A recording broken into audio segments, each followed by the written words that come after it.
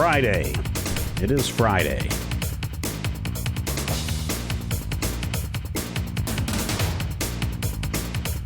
Let's go, you happy people. Let's get in.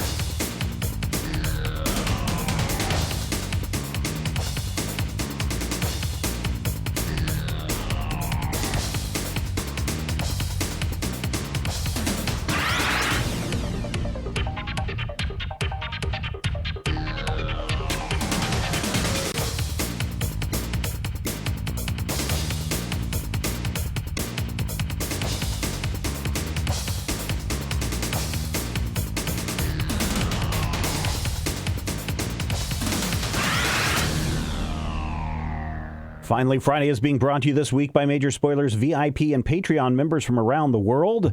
You can support everything we do at Major Spoilers by pointing your browser to patreon.com/Major Spoilers.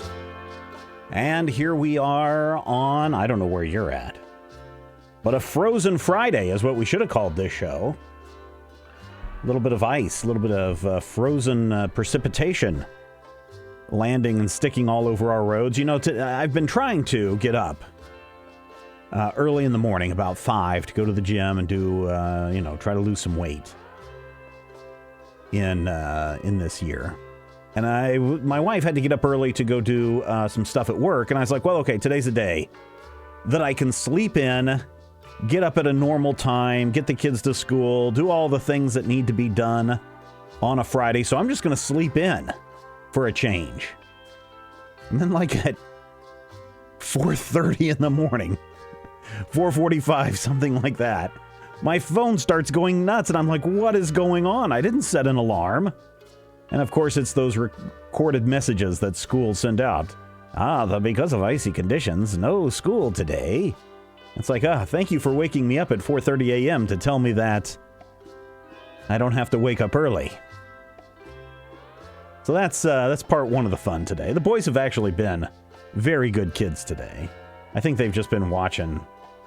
I know the youngest has watched like both versions of Willy Wonka and the Chocolate Factory this morning. And that's fine because yesterday when I was at the other job, there was a task that I had asked someone to do a month ago, and it was still not done as of yesterday. And so I sent out an email. Hey, here are the things that you said you were going to do. They haven't been done. These need to be addressed before classes start.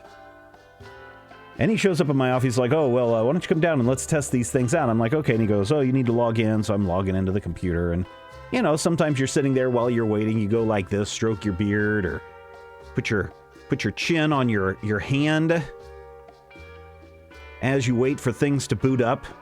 Because, government bureaucracies. And as I'm doing this, he's like, I've been really, really, really sick. I've been out of the office for the last 2 days. You might want to wash your hands. And I'm like, dude. So sure enough, a little bit of a scratchy throat, dry eyes. I got up this morning, did some stuff on the website, and then while the boys were being good, I went back to bed at like 8 a.m. and slept for another 4 hours. Still not 100%, but we'll make it through this week. Hopefully you're having a better Friday than I am. They still have not picked up our trash this week, so I don't know what the deal is with that. Look at all the people in the chat room. We've got Kevin 11 is there, Dr. Bradley Will is there, Malone is there, Omega Lazarus is there. Look at all these people. That's the complete opposite of me, says Malone. Today, for once, I didn't have to set an alarm. Totally knocked out until 11. That's nice. That is nice. Gotta enjoy that. What do you guys do? The question I have, I guess, is it really a snow day if you are sick on a snow day? I'm sure for the kids, it's a lot of fun. I mean, they can't go outside. Everything's covered in ice. Although apparently the oldest went outside a couple of times just to step on the ice, just to hear the grass crunch under his feet. And he's been begging me to do the thing where I roll down the window on my car and the ice stays in place and then you punch it out. He thinks that's pretty cool. What are some other cool things that are going on? Well, it looks like supposed to have somebody else come on the show today, but they did not show. Looks like Disney is going to drop Fox from the 20th Century logo, which is interesting. Just very, very interesting. I don't know how much to get into that. Everything will now be branded as Searchlight Pictures and 20th Century Studios, which is fine. We talked about, Disney not just getting away with the 20th Century logo and the name and everything, and that's how they can release films that they may not deem as being Disney family-friendly stuff, release it under Fox Searchlight or Fox Pictures. Now it's just going to be released under 20th Century, which is odd because I'm pretty sure the studio was reading 21st Century not too long ago, but whatever. You guys know who Gertie the Dinosaur is? It's one of the very first animated, financially viable animated short films that came out in somebody look it up, Gertie the Dinosaur. I want to say it was 1921 or something like that. 1914, there we go. Gertie stuff was really remarkable at the time, right? Gertie the Dinosaur, created by Winsor McCay, the guy who did Nemo in Slumberland and so many other really cool things. Gertie the Dinosaur was going around in the early days as just kind of like a vaudeville act. This is really before a lot of the motion pictures were just getting started, and so a lot of these short films would be shown in vaudeville theaters. And so what ended up happening is McKay ended up taking this to, I'm forgetting the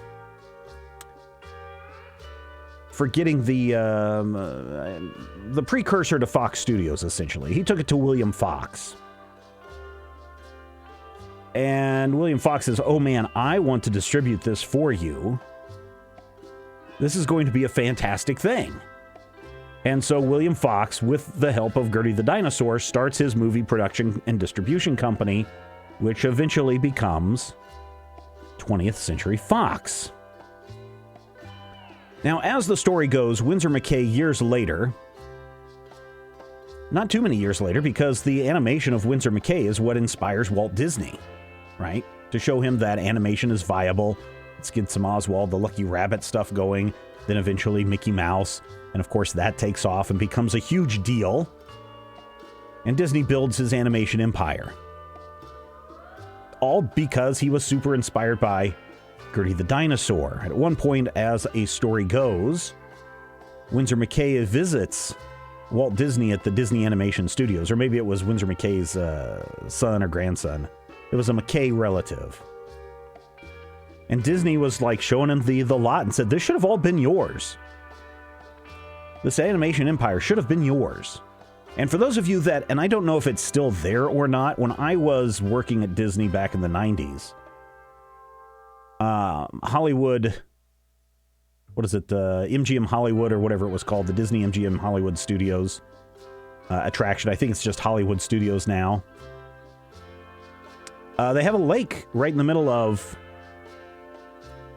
that park, and you could go and buy some ice cream at an ice cream stand in the shape of a dinosaur. And that dinosaur was Gertie the Dinosaur, this life-size replica of Gertie the Dinosaur. I want to see an Oswald feature, says Malone, but I want it to be voiced by Patton Oswalt. That would be neat, right? So anyway, Disney is saying, hey, Winsor McCay, I wouldn't be where I'm at if it wasn't for you. And Winsor McCay wouldn't be where he was at if it hadn't have been for William Fox. And then the crazy upshoot of all of this is, when Disney buys 20th Century Fox, they're not getting rid of the 20th Century name. They're getting rid of the Fox name, which feels somewhat, I don't know.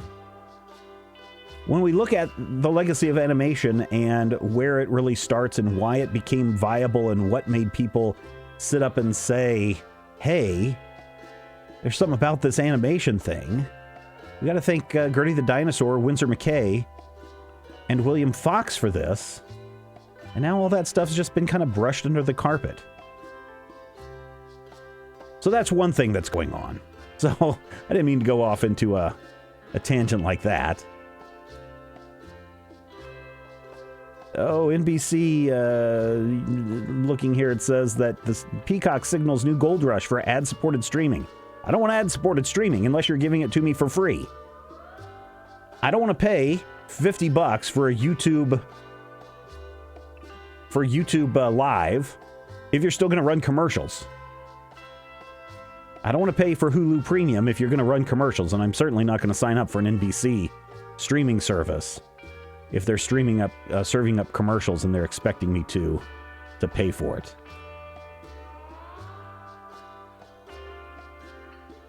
20th Century feels kind of dated. Well, yeah. That's why I said I'm pretty sure they renamed the studios to 21st Century. Here's one that's really exciting, right up the comic book alley. Oscar Isaac. You know, the guy who is Poe Dameron in Star Wars Rise of the Skywalker and the Star Wars The Last Jedi and Star Wars Return of the Force or The Force Awakens. He has just signed a deal today to produce and I think star in Ex Machina. Now you may be thinking to yourself, oh, Steven, come on. Oscar Isaac was already in a movie called Ex Machina. And I would say, you know what? You are correct. But not the Ex Machina about the robot that gets sentience and then escapes her captivity by killing Oscar Isaac. Sorry, spoiling that movie for you. No, what I'm talking about is Ex Machina, the comic book series from Vaughn, who what's his first name? Brian K. Vaughan. Ex Machina. And so Oscar Isaac gets to be in 2 films, although it looks like what they're going to do is instead of calling it Ex Machina, they're going to call it The Great Machine. This will be produced under Legendary Pictures. This is Ex Machina is Brian K. Vaughan with Tony Harris. It's the 2004 series about a superhero who becomes the mayor of New York after the 9/11 incident in which he was only able to save one tower. And the things that happen as you are a hero trying to have a private life but also still be a public servant. So no word on release, but this deal has apparently gone down today, according to The Hollywood Reporter and others. I don't see why they would. So Malone says, but when you think about what Fox is associated with, I don't know. Alien, Star Wars, Predator. There's a lot of things that 20th Century Fox has put out that's pretty awesome. So yeah, getting rid of the Fox name, I mean, I can understand if they want to do it. I mean, it always is going to come when you merge that we're going to change a name or we're going to do something because, you know, people gotta show who's in charge by marking their territory and pissing all over property so we know who's who. So yeah, I guess it makes perfect sense. It's amazing that they didn't change the name Lucasfilm when they bought that up. But yeah, let's get rid of Fox. Who cares about William Fox? Kevin 11 asks, are they going to be able to keep Ex Machina in New York? I don't see why not. The weirdest thing about Ex Machina, the comic book, was the fact that it did come out in 2004, so soon after the 9/11, it's just a couple of years after, and people still reeling from those effects. Matthew Peterson and I were talking about this, a couple of weeks ago, I think. I don't know if this was when we were doing our Dueling Review show live on our Discord server, but I think in the pre or post show, we were talking about The Simpsons, and my boys had just finished watching on the Disney Plus service 20th Century Fox's The Simpsons. The City of New York versus Homer J. Simpson, which was about the Simpsons going to New York. And, of course, Homer's car was booted right there between the Twin Towers. And after the 9/11, they took that show out of circulation. And it didn't return to circulation until about 2006 or 2007, something like that. And I was curious as to, do they still, show films or release films that still had the Twin Towers, the World Trade Center, in there? And has enough time passed to where you could approach a topic like Ex Machina and do it without getting a lot of people irate? I don't know. That was a question that we asked about The Simpsons show, and then I found out, oh yes, it's back in circulation after about 5 or 6 years.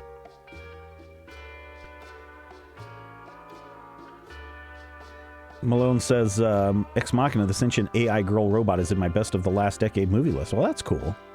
Xanthuris says, I'm wondering, because of Marvel owning New York. They don't own New York.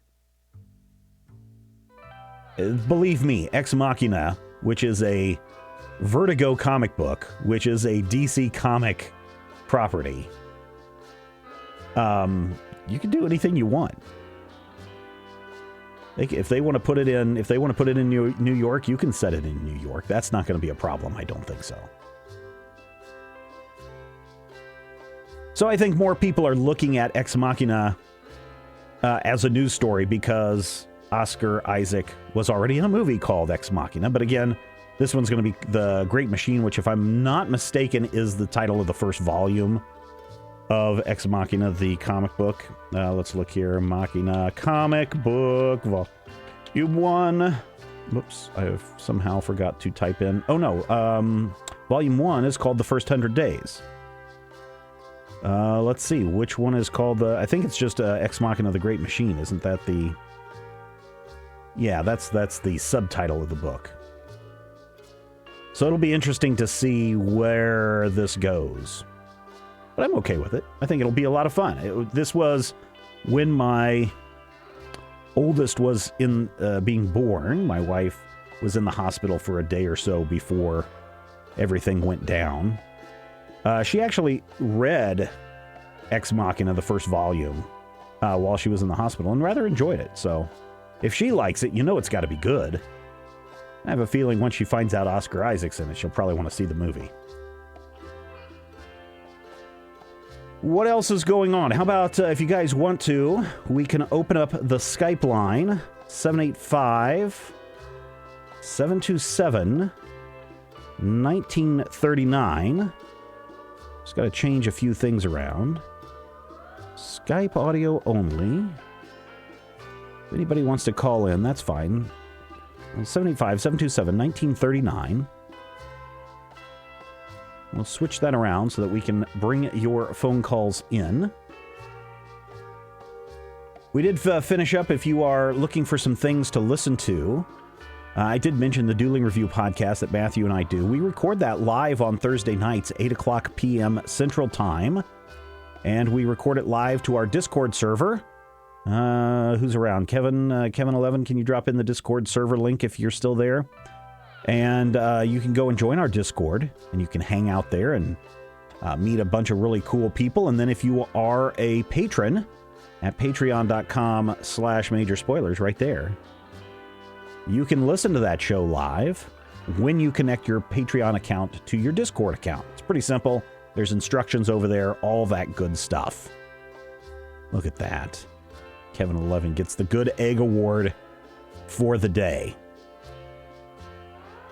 Then, of course, finally Friday today, I was feeling bad. I still, but I wanted to at least bring you the show because I said we were going to bring it to you.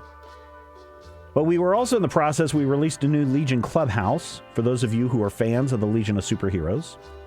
That is out now. There's also a top 5 games from, I forget what, Dan did a new top 5. Top 5 games from Yakata. So if you want to hear about the top 5 games, that is out. Tomorrow, if you are a VIP or a Patreon member, you can join our VIP live chat. I'll be telling you what's been going on in the last month, talk about some some setbacks and things that are going on at Major Spoilers, so you can tune into that. That's at 1 o'clock p.m. You'll need to be a patron member at the gold level or higher to access that. Malone says, Legion Clubhouse, so good. Yes, it is. We're already up to 1975.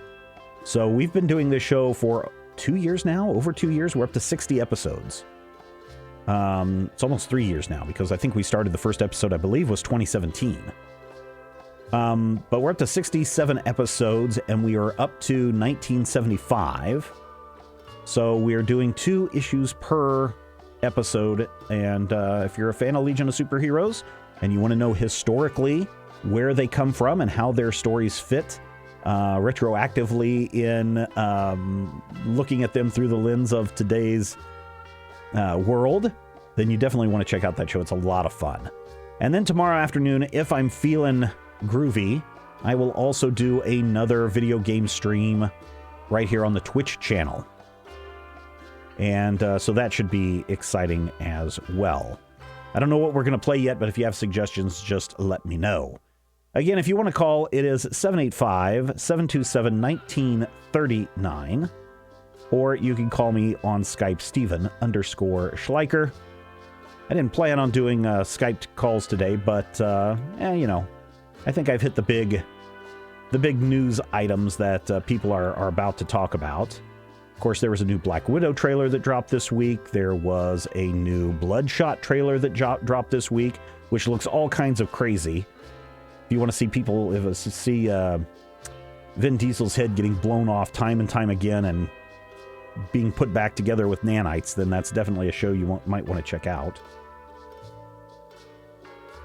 DC Comics released their solicitations for April of 2020, and that will kick off the new Strange Adventures series. Also in April, looks like DC will start celebrating the Joker and the Catwoman's 80th anniversaries with a couple of 100-page giants, so you can be on the lookout for that. Checkmate is back in April from Brian Michael Bendis and Alex Maleev. And so many other cool things. Oh, I'm sorry. Strange Adventures number 2 arrives in April. I guess that would mean March is when the series kicks off. Oh, Kevin 11 is saying, oh, he's got hungry kids in the background. Or he'd definitely call and say hi. I thought he was going to say, or I'm going to run off to take care of these crying kids who can't take care of themselves. Oh, let's go overseas and say hello, Jarmo. How are you? Hi, I'm fine. It's been a long time. It has been a long time. What's going on with you? Nothing much. I'm really fine, but I just thought I actually had a little bit of panic because I was just having an update on my Skype. Oh, yeah. My phone, and I really didn't think it would actually work, but I guess it did. So what's on your mind as we go into the weekend? I guess you're further into the weekend than we are. Yes, I'm actually in 30 minutes. I'm in Saturday, but oh, okay, there you go. But yeah, I thought that I would like to comment about the Legion Clubhouse because okay. I was just having a conversation about it because it's really a great show because I really didn't have much of experience or didn't actually know anything about of Legion of Superheroes before you started that show. Mm-hmm. And because of that, I became really interested about it and then started finding some back issues and getting more and more into it and it's really interesting show because it goes so deep into the history of DC Comics and Superboy and everything like that. Yeah, it's I really enjoy doing it. I'm glad you enjoy that show. And it's fascinating. The one that we just released today, we're doing, I think it's Superboy 202, I believe, which is a 100-page giant, which has 2 new stories done in the 1975 stories that are done in the art of that 1975. But in between, they have a bunch of old stories that they've put in there from the 50s and 60s. And it's just so wild to see all that art how different it is and how the art style has changed and the expectations of what the future would look like, the clothes and the teenagers and all that stuff over the course of 20 years. It's really fantastic. And I thank you for the kind words. I hope more people go and check that out. Oh, that's great, because when you think about science fiction particularly in that period in the 50s and 60s and like that, it changed so much and it became so wild and different, because when you think about older like Flash Gordon and stuff like that, and when it started to become like a little bit more sophisticated, I think like what should I say, like first Star Trek, for example. Yeah, it really changed, and somehow still some of the best of that feels so relevant, like contemporary, like even today. It's really crazy how good vision those writers had in that time. Well, and again, it is. I think the interesting thing about looking at this at a series like the Legion of Superheroes, which is supposed to take place in 1,000 years in the future, but we are reading these comics that are over 50 years old right now. And again, it goes back to this most recent episode that just came out today.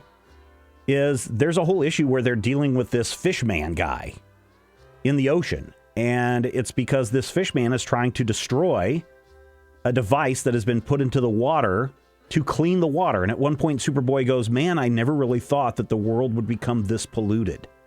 And in 1975, you might be going, "Oh man, the future seems kind of dire, but at least they have technologies in place to clean the ocean waters."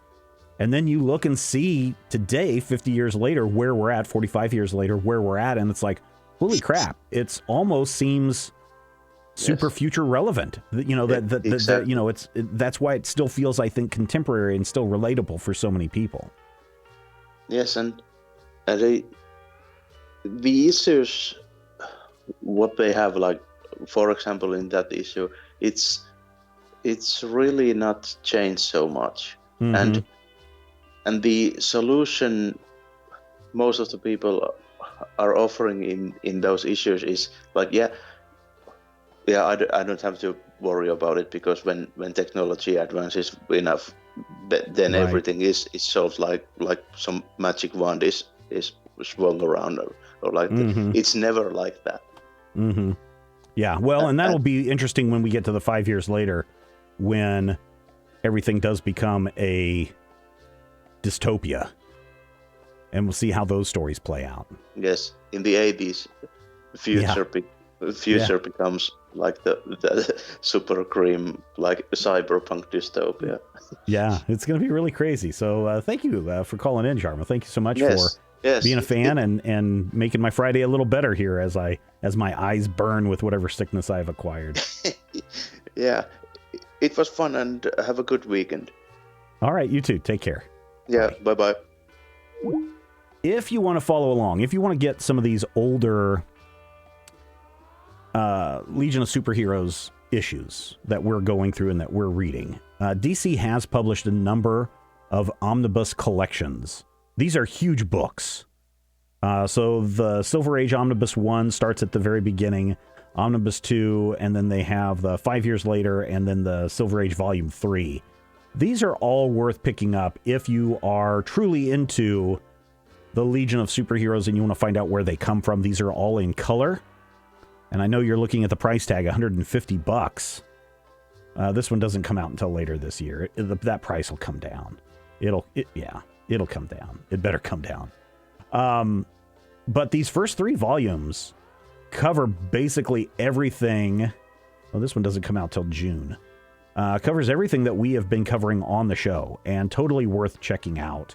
And if you want to pick these up, then definitely head over to majorspoilers.com, and right here, click on this Amazon link, and then just look up Legion of Superheroes. That's super-heroes, omnibuses, and then you can buy those. And, it's not going to cost you anything extra to pick up those collections, but a little bit comes back our way and helps support Major Spoilers as we go forward in 2020. And we'll have more about what Major Spoilers is going to be doing in 2020, including, I know Dr. Bradley Will is hanging out in the chat, or he was. Last year, I think it was like almost exactly a year ago by my images in my phone. Almost exactly a year ago, Dr. Bradley Will, myself, D&D Brian, Robin Hartman, and Brad's son Ian sat down to record a series of binaural RPG games set in the world of Shadow of the Demon Lord. And I have released the first one this week exclusively to our patrons at patreon.com/majorspoilers. Now, these are full sessions. Basically, turn on the recorder, we play a game for an entire time that we are sitting down at the table, and you get to hear it. So these are longer than what you would typically find with Critical Hit, which are, hour and a half. These episodes are running 2.5 to 5 hours each, and there are, I believe, 12 or 13 of them, because we go from level 0 all the way up to level 10. But I think one of those levels we spent 2 sessions playing that, if I remember correctly. So there's almost 40 hours worth of content coming your way in 2020 exclusively to our patrons at the silver level and higher at patreon.com/majorspoilers. Omega Lazarus has heard the first episode and said, man, it was awesome. Malone also says they are great. So I'm glad you're enjoying that. The first 4 are already scheduled. I have not put the 5th one into the system yet. I'm going to try to edit another one this weekend, in addition to all the other things that are going on that I've already mentioned. And if you are a gold member, if you want to up your pledge just a little bit from the silver member to become a gold member, I tell you what, another limited series is coming exclusively to Patreon in March. So be on the lookout for that as well. I think that's where we're going to wrap it up today. Thank you so much for checking us out. I will see those of you who are gold members already tomorrow during our VIP live stream, and then I will see you again tomorrow afternoon at 3 o'clock for Major Spoilers Plays, and I'll find something cool to play. I'll see if I can find something superhero related to play tomorrow on our video stream. And then exclusive stuff coming up on Patreon, new Critical Hit episodes tonight for everybody. So much more. That's just a small fraction. That's just 2 days worth of stuff that we're putting out here at Major Spoilers Entertainment LLC just for you each and every week. We've got 5 other days of content. We've got a whole website that you can go check out for some of these interesting news, facts, and more, and reviews, and more. It's all over at majorspoilers.com. Thank you so much. You guys have a wonderful weekend, and we'll see you again next time when it is finally Friday. Oh, it's 2020. I got to update this list. There's some gold babies. We'll get this updated by next week.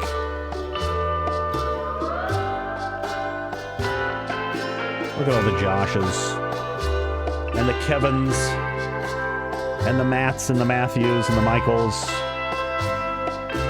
So many awesome peoples.